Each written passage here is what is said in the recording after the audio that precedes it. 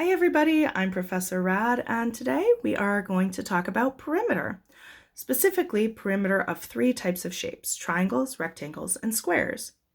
We're going to start out with a few definitions, and then we'll look at some formulas, and then we'll go ahead and work through a few examples together. So let's get going.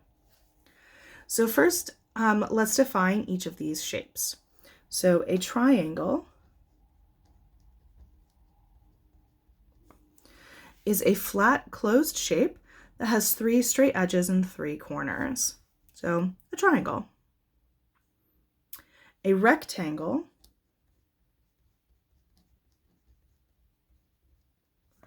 is a flat, closed shape with four straight edges and four 90-degree corners. So here we have a rectangle. Sometimes in order to show that something is a rectangle, you might see a little box in a corner, and that is indicating that this is a 90-degree corner. So for example, if you see something like this shape is not a rectangle because it doesn't have 90-degree corners. They're not forming that like L shape.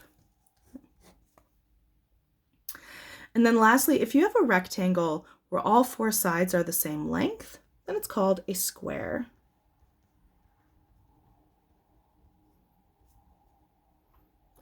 So again, if you have a square, you might see an indication that we've got right angles happening.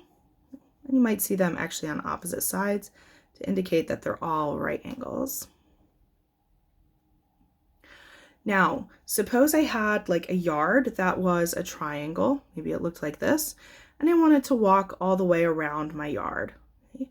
Or maybe I have a garden that looks like this, and I want to put fencing all the way around the garden.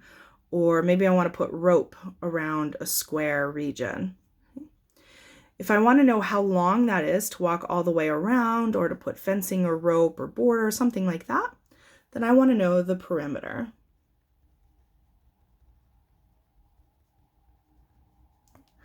I always think of like, like Law and Order or like cop shows when I hear perimeter and like secure the perimeter, right? So you want to secure the region all the way around the crime scene, for example. So perimeter of a shape is the distance around the shape. Now, this is the general concept for perimeter. And for me personally, I find it easier to remember the general concept of perimeter than it is to memorize formulas. But if you like to memorize formulas, here we go.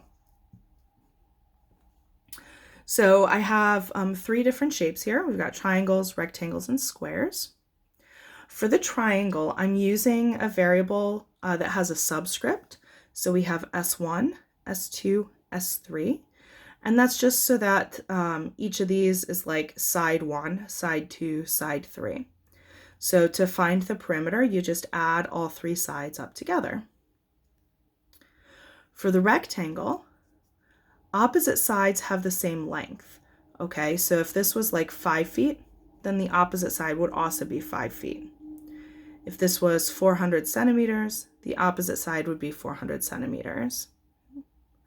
So when you go to find the perimeter, when you add them all up, notice that you have 1, 2 of those. So we have 2 widths to add, and we have a length and a length. So we have 2 lengths to add.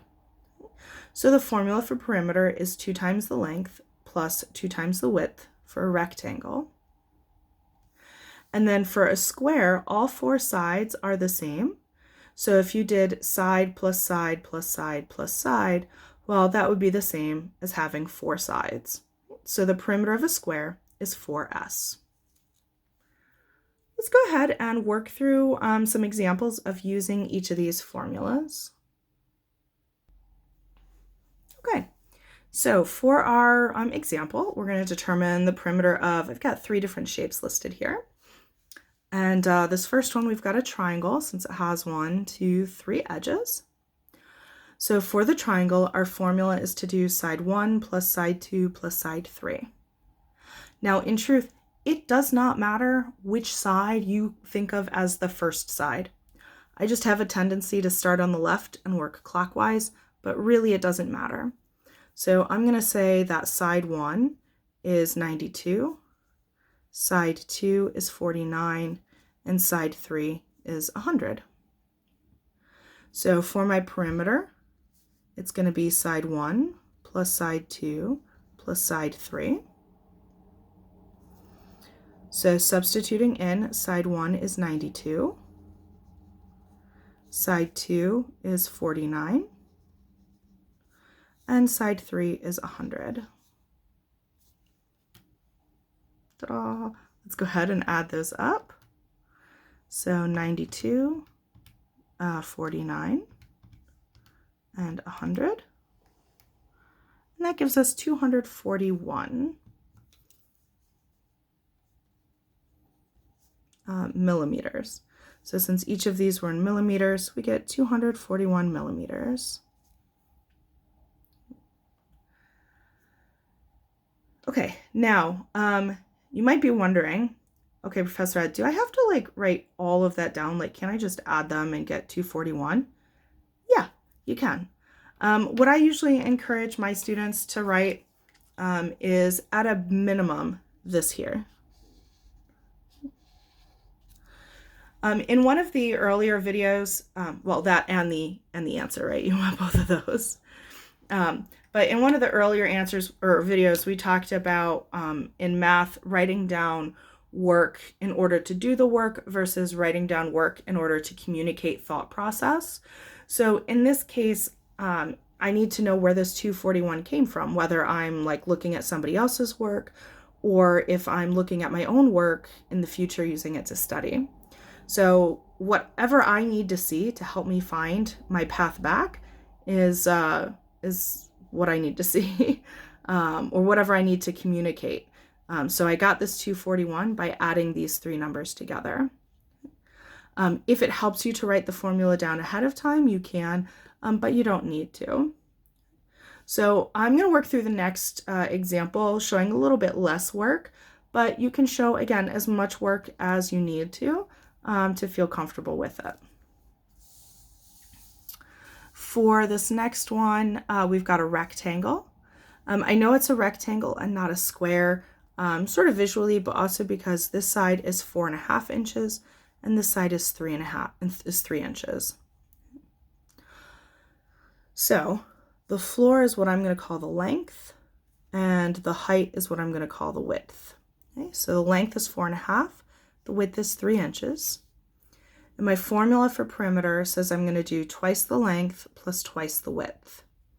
So twice the length is going to be 2 times 4.5 plus twice the width. So plus 2 times the width of 3. Now, whenever you see like fractions or complicated looking numbers, they are there just to scare you, genuinely. Well, I mean, they're probably there because like that was a measurement or something. But in this case, they're here just to scare us and help us like forget what we're doing. So don't let numbers like that scare you. They're just numbers like any other number. And remember, your calculator is going to deal with the complicatedness for you. Okay. So let's go ahead and grab the calculator. 2 times 4.5. So I'm going to do my mixed number setting here. And every calculator, every calculator might have a slightly different, mixed number setup. So you want to make sure you review your own. In this case, I just get 15. And since each of these were in inches, we have 15 inches. Cool. All right, so that's sort of what I would refer to as like a minimalist amount of work that I'm showing here. So I showed how I subbed into the formula, even though I didn't write the whole formula out. This is something that I would probably do once I'm comfortable with what I'm doing.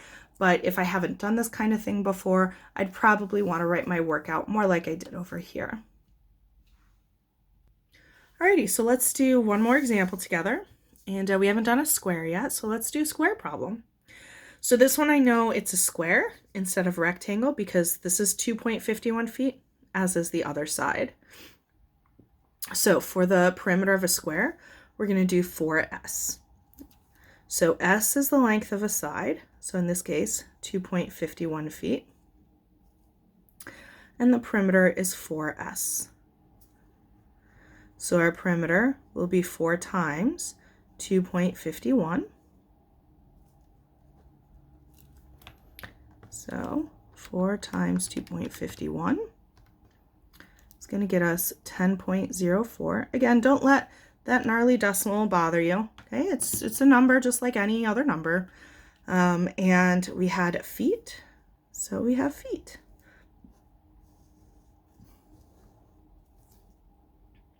All right, cool. In the next video, we're going to continue exploring perimeter, and we're going to look at the perimeter for things that are not triangles or squares or rectangles. So I'm looking forward to seeing you then. In the meantime, have an excellent day.